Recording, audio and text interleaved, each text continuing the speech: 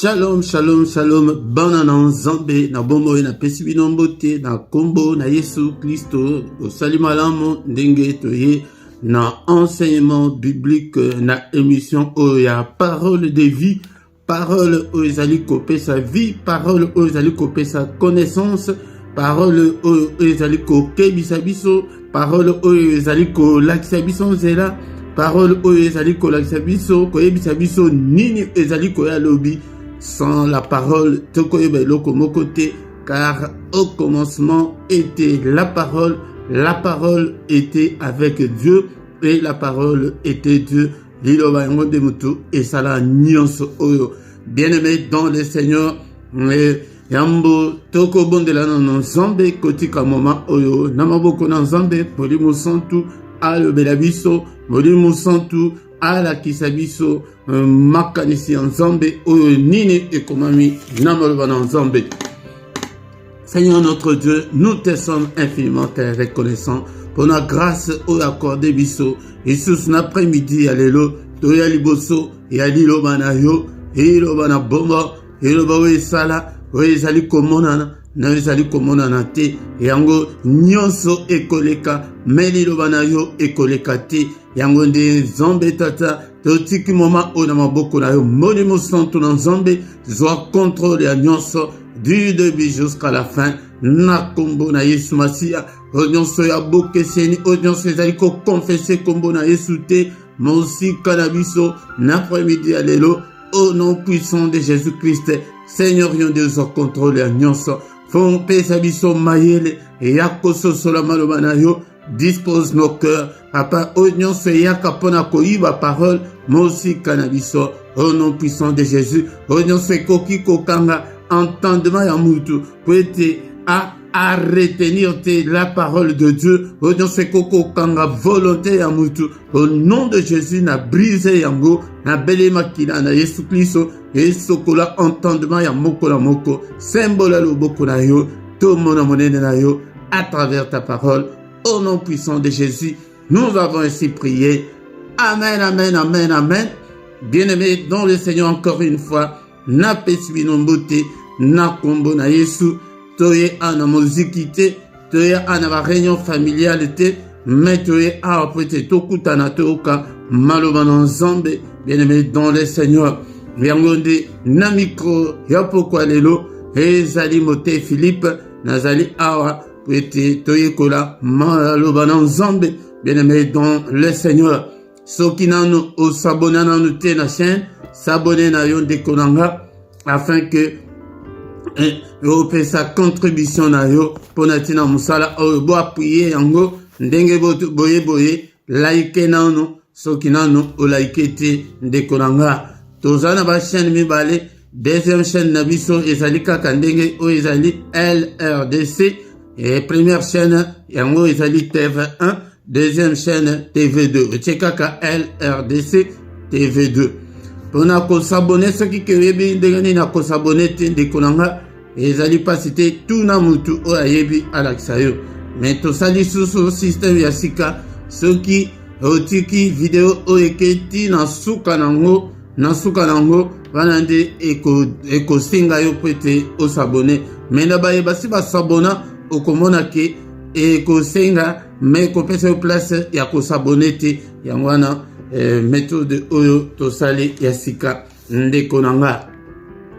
Bien-aimé dans le Seigneur, yangonde tobandi enseignement na biso esengeli ete olinga enseignement esengeli ozala na carnet na yo esengeli ozala na biblia na yo pete mutu akosa yo te ndeko nanga ezala pe na volonté ya kotanga maloba na nzambe zwata 15 à 20 minutes voire même 30 minutes par jour ya kotanga maloba na nzambe balakisa biso boye soki olingi otanga biblia senga epai na nzambe senga na molimo santo ke apesa mayele pete obanda kokanga pe maloba na nzambe. Bien-aimé dans le Seigneur, tangaka zala disposé yekola yangonde Biblia et le Bible et Namukanda ya Jean chapitre 1 verset 1. Au commencement était la parole. Parole nde mutu ezalaki na ebandeli na nyonso avant que biso tozala, avant que mokili tout le monde oyo tozali komona esalema ezalaki parole. Et la parole était avec Dieu et la parole était Dieu. Parole ezalaki na Nzambe, ezali ba tournure moko biblique oyo ke ezali pe participer pona kolimbola yango. Que au commencement était la parole. Parole wana ekomi ke ezalaki na Nzambe. Ekomi siko et la parole était Dieu. Bien-aimé dans le Seigneur, yango nde pona kolakisa ke parole ezali Nzambe yemoko.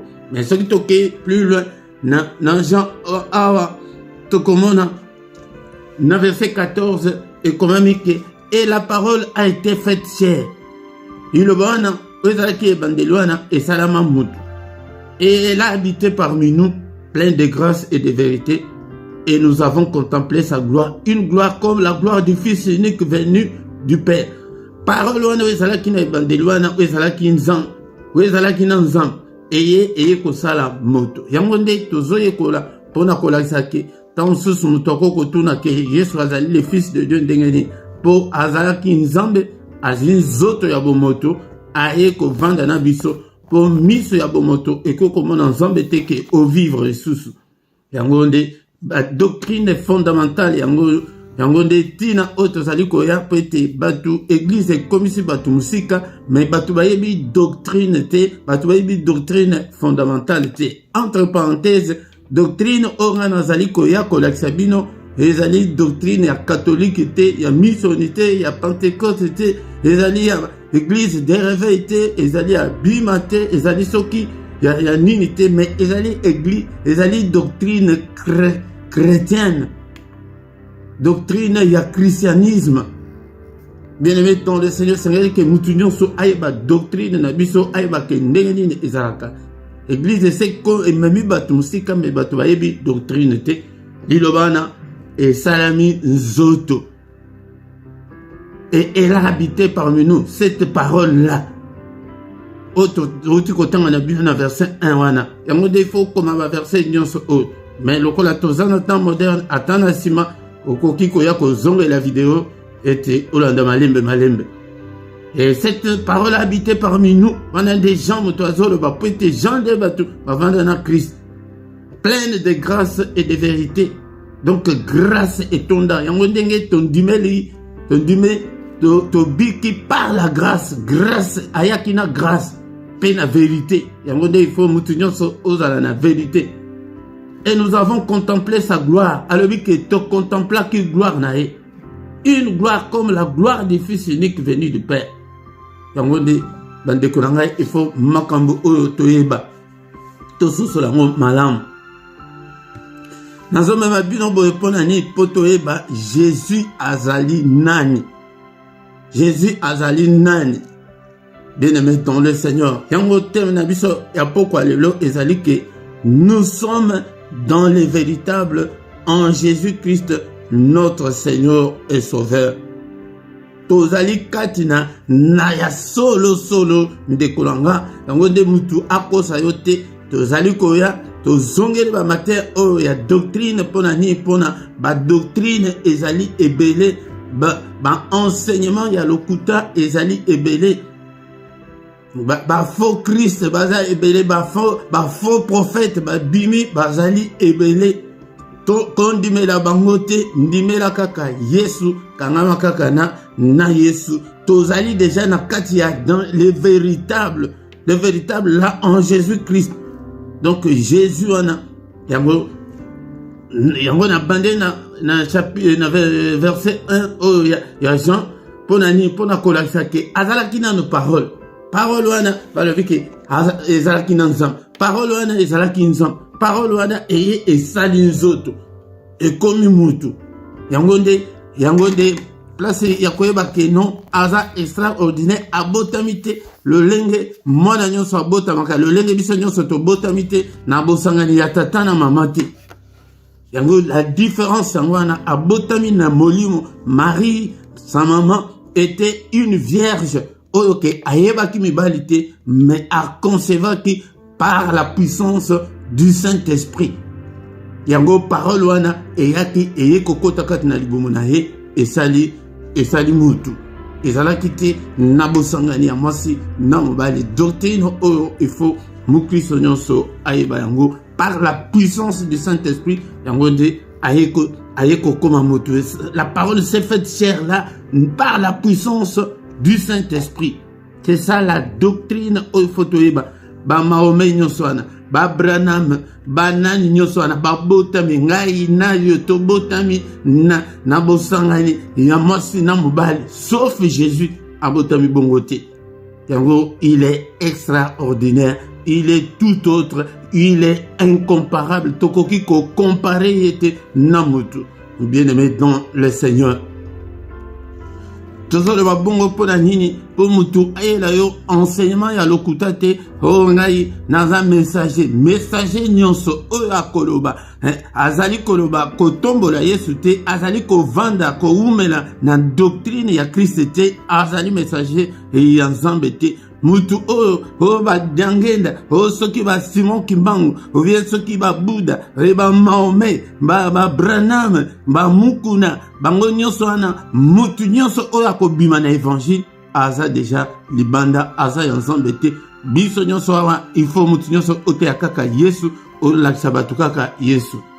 Yango na teme na biso tozali kozwa verset wana na un Jean chapitre 5 verset 20. 1 Jean chapitre 5 verset 20. Bien-aimé dans le Seigneur, yango banda bato Abraham ba bimisi biloko na bango et Saint-Esprit a touché basali mingi bate mingi kepo to zongela matière ya doctrine fondamentale po ete bato bayeba Jésus azalaki nani azanani pona biso. Bien-aimé dans le Seigneur, yango nde mutu akosa yo te kondima ba doctrine nyonso wana te. Doctrine na biso kaka kombo na Yesu et Yesu kaka. 1 Jean chapitre 5 verset 20 à 21. Nous savons aussi que le Fils de Dieu est venu et qu'il nous a donné l'intelligence pour connaître le véritable, et nous sommes dans le véritable en son Fils Jésus-Christ. C'est lui qui est le Dieu véritable et la vie éternelle. Petits enfants, gardez-vous des idoles. Avec toyebi ete monana Nzambe ke ayaki et apesi biso mayele po ete toyeba le véritable. Donc le véritable Dieu. La Bible ezaka na bakode bongo, il faut que biso moko to décoder yango, to découvrir yango, pour que nous puissions connaître le véritable Dieu. Et nous sommes dans le véritable Dieu en son Fils Jésus-Christ. Yaya, église mon côté, pasteur mon côté, prophète mon côté, mosali mon côté, akoki kopesa yo la vie éternelle. La vie éternelle, ezami balete, objectif na biso, na bosambelo tozo sambela nyonso oyo, ezali pona la vie éternelle. Peut-être qu'on vivre peut-être que non pour tous la vie éternelle, to vivre dans la misère, non. Ba ekoli ba kendeki ba tuni ba lobi que Seigneur totiki nyonso to landio to kozwa ni ayebisa bango ete bokozwa les centuples ko bandanano ana mokili pe bokozwa bomo ya seko. Bomo ya seko ezambi balete mutu susute mutu akoko pesa la vie éternelle. Yango Elikianayo ezala epana Yesu, c'est Jésus qui donne la vie éternelle. C'est Jésus qui donne la vie éternelle. Bien-aimé dans le Seigneur. Et c'est lui qui est le Dieu véritable et la vie éternelle. Donc c'est Jésus. Ezali Yesu. Azali le Dieu véritable. Le Dieu azala qui parole wana na ibandeli. Pour okoki ko dissocier mutute na parole na ye. Okoki ko kabola mutute na parole na ye. Bien-aimé dans le Seigneur. Yango de eza matin moko ya fondement ya foi chrétienne o esengeli ete bana Nzambe nyonso baye bayango. Donc c'est Jésus-Christ qui est la vie éternelle. Petits enfants, gardez-vous des idoles. Bana ebokeba nabikeko. Nyonso akoya kobima na doctrine ya Jésus-Christ aza ekeko bondimela yango te, bofukamela yango te, bofukamela bikeko te, bofukamela mutu ya mokili oyo te, bokendeke ba église mais elikia na yo epai na Nzambe, epai na Yesu. C'est lui qui a la vie éternelle, c'est lui qui est la vie éternelle. Bien-aimé dans le Seigneur Jésus, nous sommes thème que nous sommes dans le véritable Dieu. Nous sommes dans le véritable. Il y a un dingue zona. Ce qui est pesant, aussi au pesant mon thème na yo et pas inaye aux alikat na véritable. Mais ce que nous au pesant dans mon thème n'a pas quoi lelo zona no verset oyo bien-aimé dans le Seigneur. Tous allez na mukanda ya Jean chapitre 1 verset 12 na 13. Yango de Jean yende mutu alobeli mingi na divinité ya Yesu Christo. Bien-aimé dans le Seigneur. Bible et le Bible. Jean chapitre 1 verset 12 à 13. Mais à tous ceux qui l'ont reçu, à ceux qui croient en son nom, il a donné le pouvoir de devenir enfants de Dieu, lesquels sont nés non du sang, ni de la volonté de la chair, ni de la volonté de l'homme, mais de Dieu.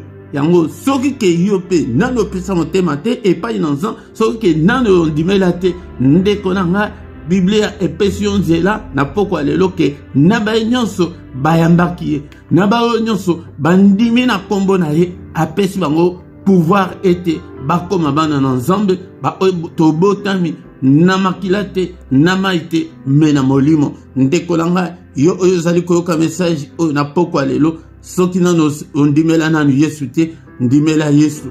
Donc parole autotiko tonga na 1 Jean 5 1 Jean 5 21 et le but que ezali Yesu nde mutu azali et azali les véritables ezali Yesu nde mutu azali la vie éternelle. Donc objectif na biso nambosan kosangana otozali koluka Nzambe ezali que la vie éternelle. Mieux vaut kutu mutu échoué na vie courante que rater la vie éternelle. Ezali ekozala triste, ekozala marmingi au reçu na mukili mais au échoué na vie éternelle. Bien-aimé dans le Seigneur, au kotika la kosoufi, au kokende na enfer. L'enfer là, Nasina Yebisabino que le mot même enfer n'existe pas dans la Bible, mais bengaka na place wanaki les temps. Donc liziba moko lak moko ya moto lakwana moto ekozala lakwana ekozala na mulili moto ezali kotumbati na 3e degré mais mutupe azali kokufate parce que le premier ennemi au Seigneur akokanga ekozala liwa ekozala te. Est-ce que ozo fondamato na yo oyokanga na poko lelo bien-aimé dans le Seigneur mais yo oyo son dimela yeba que ozali dans les véritables ozali kati na Yesu mais ceux qui ozali kati na Branham ceux qui ozali na kati ya ba secte wana bimande na secte ceux qui ozali kati na obsession okanga kaka na église na bino na pasteur na bino on dirait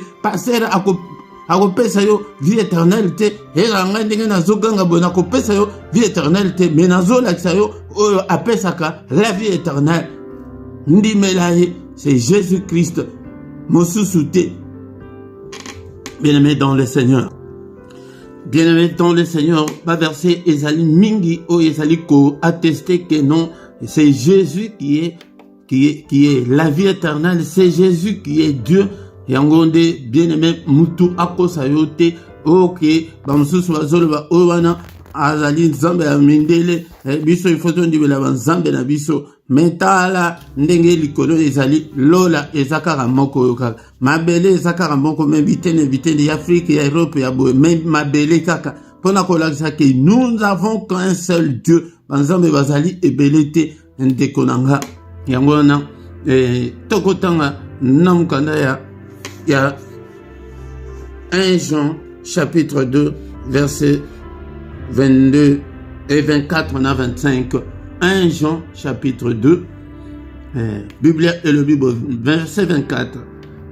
Que ce que vous avez entendu dès le commencement demeure en vous. Yaya onyon soso yokawana onyon soso yebawana heumela kati na yo il y a dénomination, mais il y a Biblia, il y a parole de Dieu, il y a Christ. Oyo yebeluana. Verset na yo moko wana kangama nango. Mutu aya ko bimisa yo te na verset wana oyo yebi na connaissance wana ata ya verset moko wana kangama kaka nango. Mutu ko sa yo te. Que ce que vous avez entendu de le commencement demeure et demeurer. Les alités que les lots, vous avez qui mon Christ, vous avez sur Makaya, vous avez sur Makamabe. Non. Si c'est que vous avez entendu de le commencement demeure en vous. Soki ke oyo yoki wana oyo yebi oyo zalakanango wana tous les jours. Soki ke e umelikat na yo.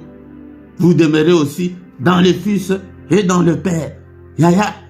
Kaka oyo yebi wana soki kaka e umeli te obimi nango te e vandi kaka kati na yo. Que zongeli makamabe te yo oyo sotika makamabe. Mais soki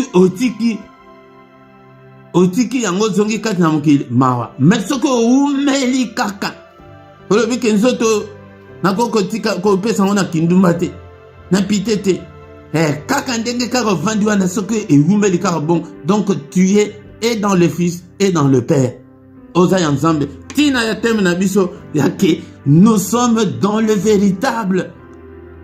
Tozali na kati ya véritable yango nde umela. Tinenge kokufa.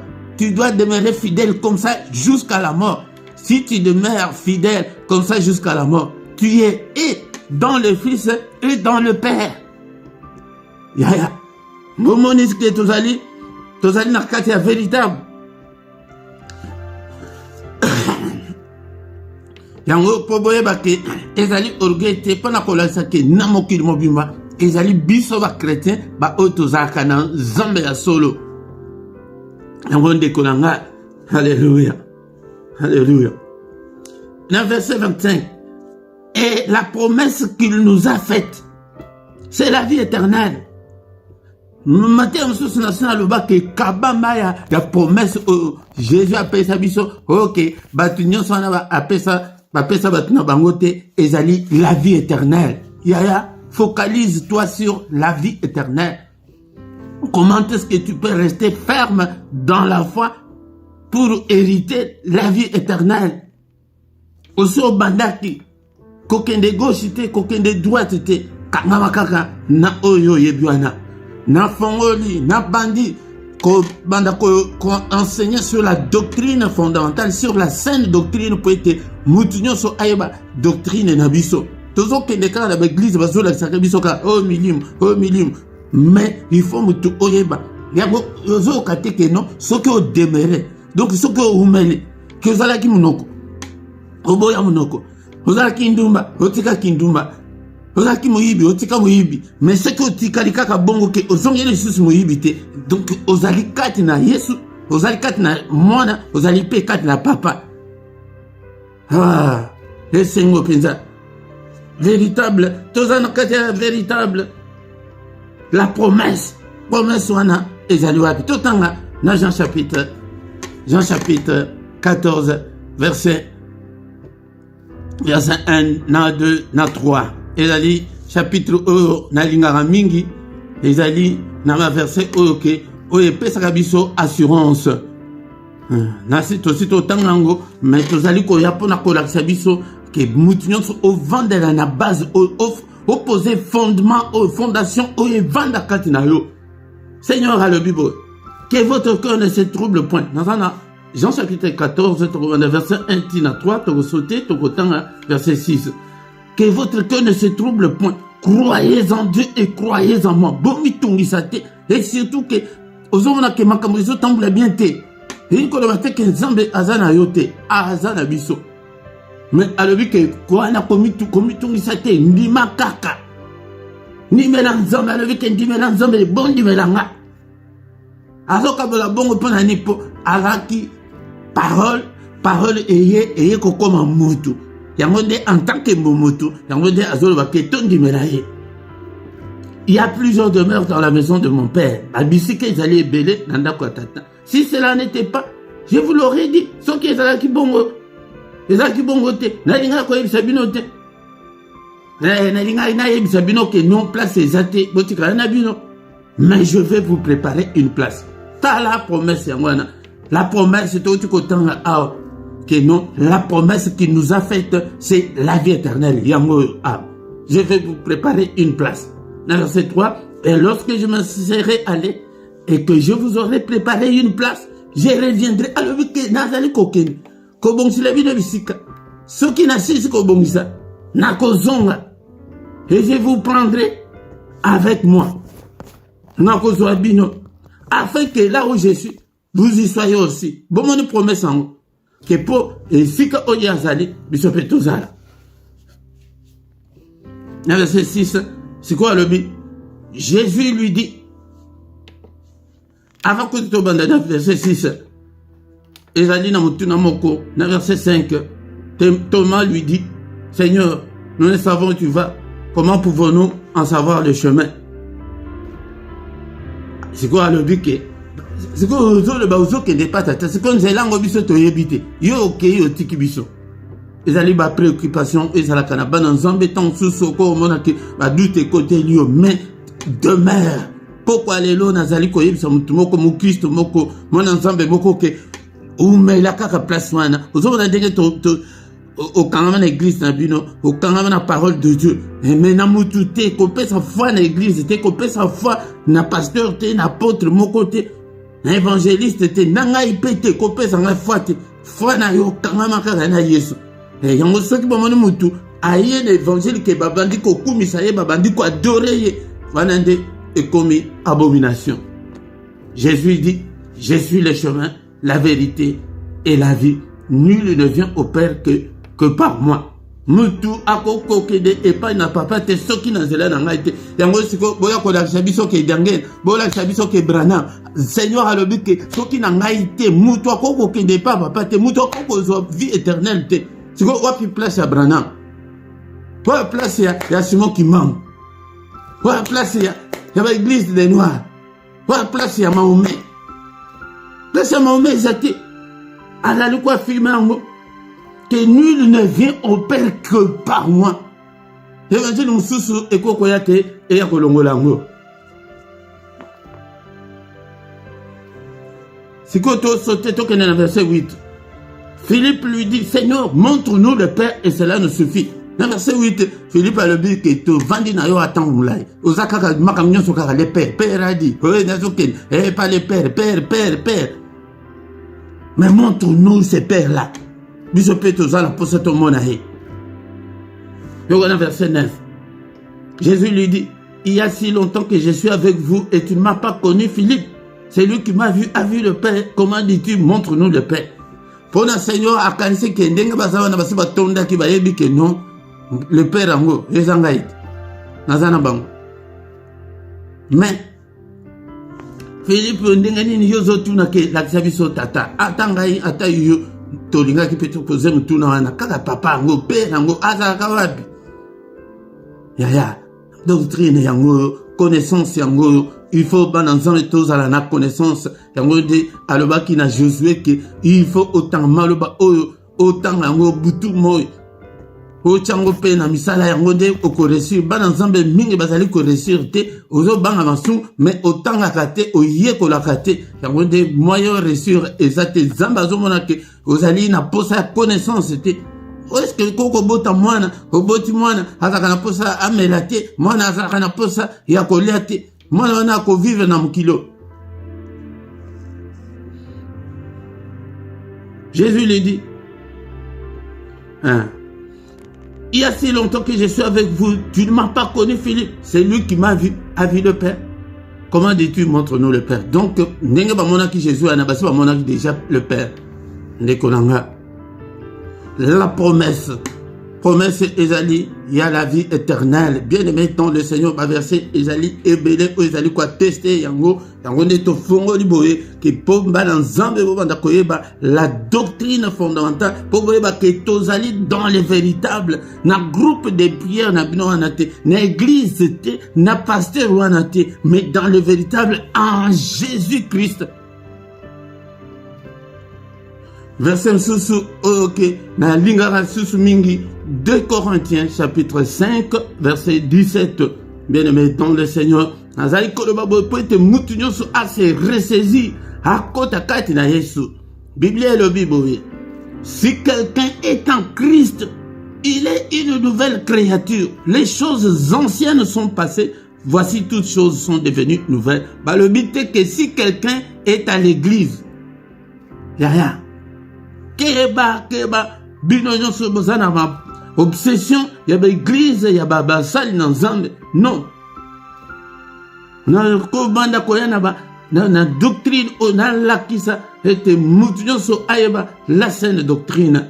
Si quelqu'un est en Christ, kota kati na Yesu, fongola motema Yesu avanda kati na yo, tozo kende kati na l'église, tozo sambe ke poto to aba fenente to vanda te mais zalande kati na Yesu, na présenter yo Yesu na poko lelo ke tozali na kati ya véritable mutu enseignement mususu te mutu kosa te surtout ndenge bato ya Branham babimisi wana ke balingi Branham plus que Jésus et wana etali bango etali biso te. Bien-aimé dans le Seigneur, mais biso kaka Yesu kaka etali bango balinga Branham suka kopesa bango nini vie éternelle yango epa na Jésus. Branham akopesa ngani. Donc ceux qui mutu ozali kati na Yesu okomi ekelamu ya sika, mais ceux qui omoni ke nano changer te nano koti kati na Yesu te. Oza présence na ezalaka na église, na chorale, oza pasteur, ozali archibishop, oza nani, mais oza kati na Yesu te. Luka ete okota kati na Yesu. Enseignement ya pokwa lelo ezali ke toyeba Yesu, tokota kati na Yesu, tokoma ba créature ya sika. Tokoma ba créature ya sika. Munoko esila, kindoke esila, pite esila. Mutema besila. So que mutunano changer te. Donc aux âmes katina esute ou bien aux alliés sur la voie aux âmes processus ya kokoma mwana na nzambe. Les choses anciennes sont passées. Bible est claire. Voici toutes les choses sont devenues nouvelles au komi mama ko seka seka kaka. Okama susu kandate. Batu bazala mutema be penza. Bongo bon de l'ensemble ayoka biso te to yoka ba témoignage ebele. Moko pe na yoki. Bazakana mosinda kumoko. Bien-aimé dans le Seigneur. Wana ndeyo ya kobonde la nzamba yo. Bazaki na mbongo moko ke non, il fallait bazon sa bango mbongo ya bempo. Mbongo ane ye siko mubali de mutu acha compte na ye. Mbongo nyoso ane ye mbongo montant pesé à munene 14 000 €. Azimbongo tant susu ndeko ane oso yoka il faut tote yango batu ba yoka ete batu ko changer ou bien tozana kati ya Yesu ou bien tozana kati ya Yesu te. Azimbongo nyonso wana avirele ne papa na bango ou bien soki famille na ye na Afrique basali makambo oke bazaki nango posa kuna mwasi ayebite. Mwasi ayeko zwa notification azi lettre moko ke non to sito futi déjà bambongo wana abengi boya atuni mobali azoko ko répondre te oh nante jour moko talon kam ndenge présidence ndenge salamaka jour moko boye papa na bango abengi so mobali soka zaki na douche soka zaki pe téléphone zaki na mesa moi c'est azi téléphone mais tango amoni ke ndenge mobali akoma ke papa alobi ke za papa mobali aza empêché aza na toilette na yambaka moi c'est yambi téléphone hey maman ngai merci beaucoup pona mbongo wana ndenge botinda ki mbongo wana esungi to sali boye merci beaucoup opesa merci pas mobali mobali na yo tango akoya moi ça yebi ke mbongo na ne bimate zoka ndembongo eye directement eleki na famille kuna yaya tant to sali boye est-ce que to sana no batu ya kala ou bien to ko batu ya sika siko ndenge wana tango ekokoma ke to bondela ndenge kutu ndenge bato abondelaka eza il faut to changer tozali na kati ya véritable ozoka kombone ke véritable il faut vérité ezala yaya na mwasi na yo na famille na yo ndeko na ngai mpona faute de temps tokobakisa baverse mibale nakobanda koya na baverse oyo ezali kolobela la sainte doctrine ya christianisme pete mutu akosa yote ndekonanga yango zoaka zalaka na biblia na yo tanga zongela net ba enseignement boye soki eleki oye ko zongela ngo soki oyoki mbala moko yoki yango mbala mibale ba verset msusu ekokota ekovanda eke enseignement wana otozolobela awa mutu tango akoya aye kolakisa yo neti bato ya Branham ayeli yo brochure yebisa ye kaka mbala moko ke bosala Bible na bino moko mais awa véritable kozala lisusu dans les véritables nakati ya Biblia nakati ya Bible mais ba mususu bazali ko déformer ba passage biblique bazali ko utiliser ngo selon ndenge et ezali ko sunga bango. Jean chapitre 3 verset 16.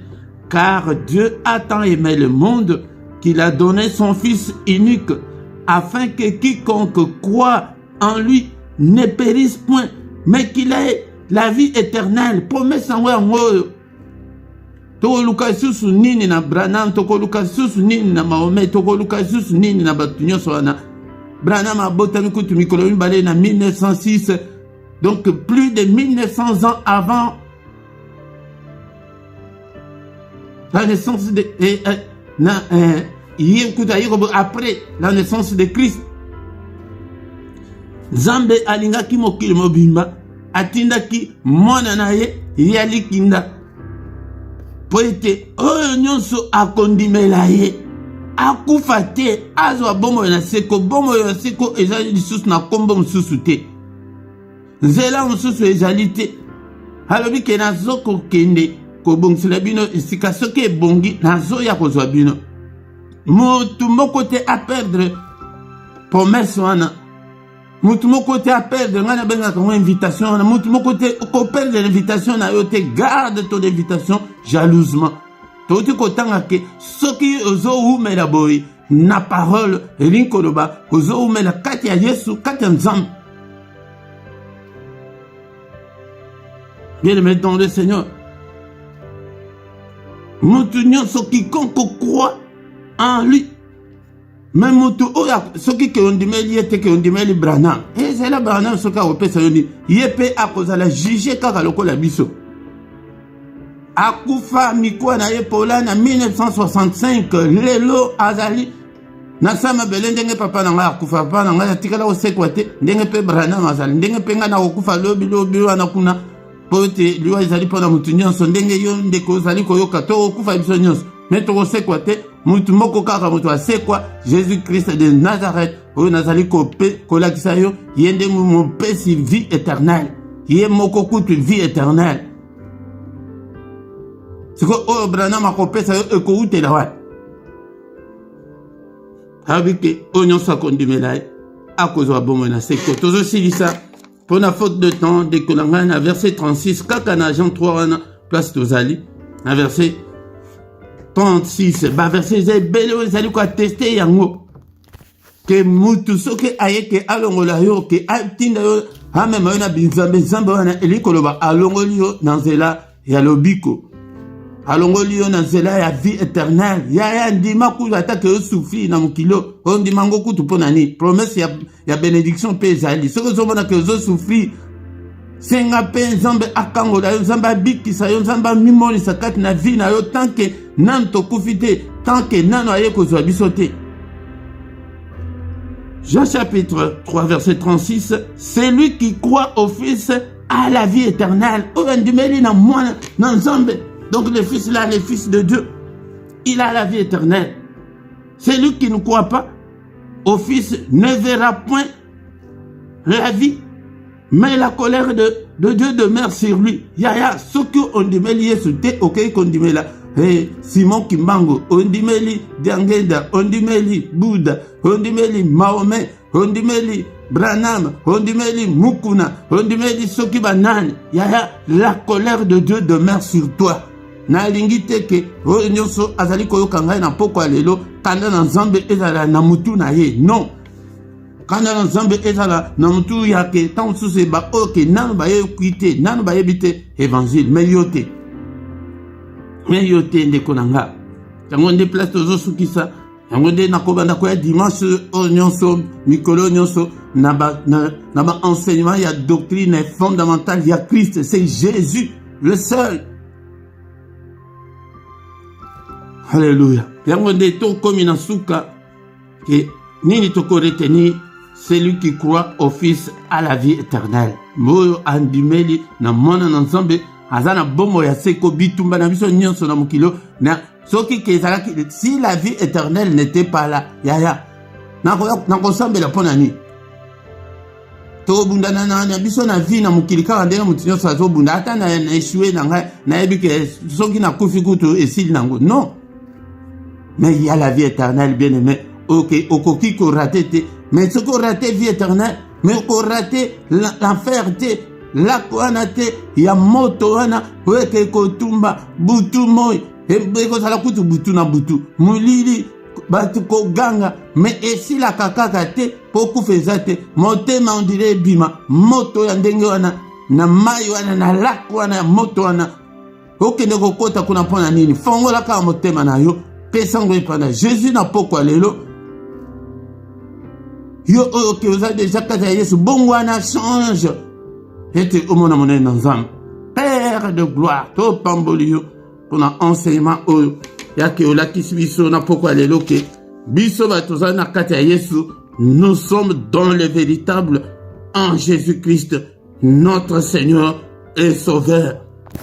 Alléluia.